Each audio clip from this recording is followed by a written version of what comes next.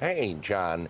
Well, Donald Trump certainly knows how to make major news, even when he no longer lives in the White House.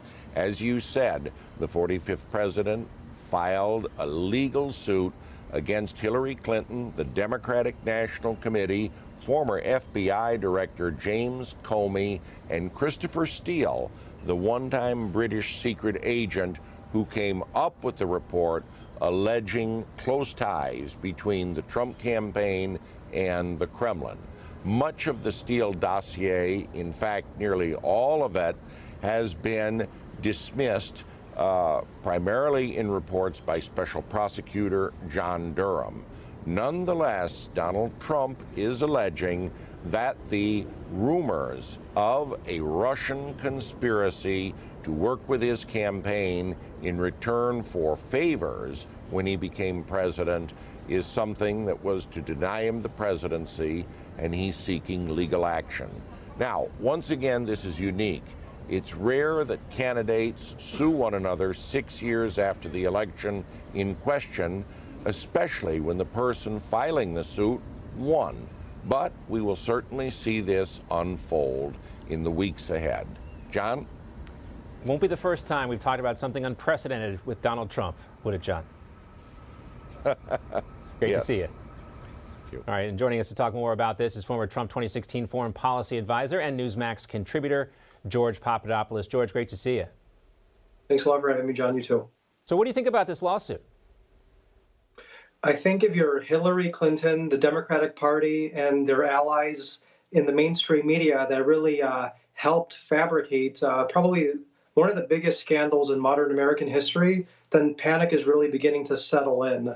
I think we have to look at the big picture of what Donald Trump is really trying to showcase to the world here is not only that he was illegally targeted, but that there never was an effort to investigate President Trump and his campaign. This effort was to plant dirty evidence against President Trump and his team in order to fabricate a scenario that let the American people believe, I should say, that the candidate and then the president was some sort of Russian stooge that deserved to not only be impeached, but likely indicted for some sort of fake crime regarding Russia. If you remember, that's what the mainstream media was really trying to push for so many years. So, of course, Donald Trump decided that enough of going on defense, it's time to go on offense. We have a massive criminal investigation ongoing simultaneously by John Durham, which has already resulted in various indictments. And we'll get to that in a second, George. But I want to talk about that in a second. But what you're describing here is what Mark Halpern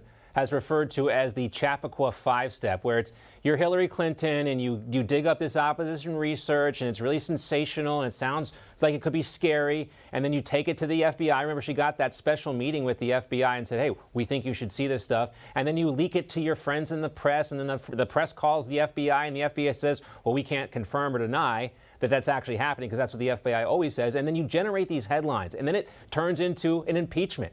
And, you know, God knows. And then, of course, you have the other flip side of that, George. You have the Hunter Biden laptop stuff, which was completely suppressed. So you have fake news being amplified and real news being suppressed. You know, I'm fascinated to see where this lawsuit goes. But you talked about John Durham as well. And reports say he's going to drop a large volume of classified materials and documents. This is involving, of course, his investigation into the origins of Crossfire Hurricane. What do you expect to come out of this? I think that this document drop is going to be about Igor Danchenko, who is a key player in, like I said, the largest political conspiracy in modern American history. And we can't forget who this individual was. This was the primary source in which Christopher Steele relied upon to concoct his Steele dossier, which was then basically delivered to the FBI to launch Crossfire Hurricane. And even the IG Horowitz explained that the dossier was an essential part of launching this scandalous investigation. But what's more damning, I think, about the revelations regarding Danchenko is that we now know that Danchenko's own sources came directly from people affiliated to the Hillary Clinton campaign. So what am I talking about here? I'm saying that the Hillary Clinton campaign was feeding fake information directly to a subsource of an MI6 spy who then transmitted that information to the FBI.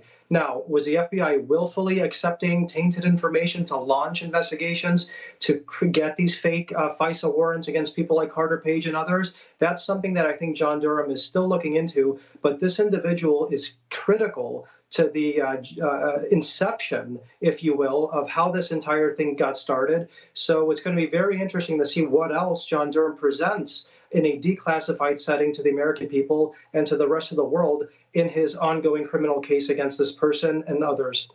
Yeah, and you know what? We were just talking about this, Bianca and I, George. We need a John Durham news conference or some new B-roll of John Durham because those pictures are getting old. The kid, of course. The man, John Durham. Come on, Mr. Durham, special counsel, give us some new B-roll, please. We're dying out here. Anyway, George Papadopoulos, great to see you. Thanks so much. Thanks, John. You too.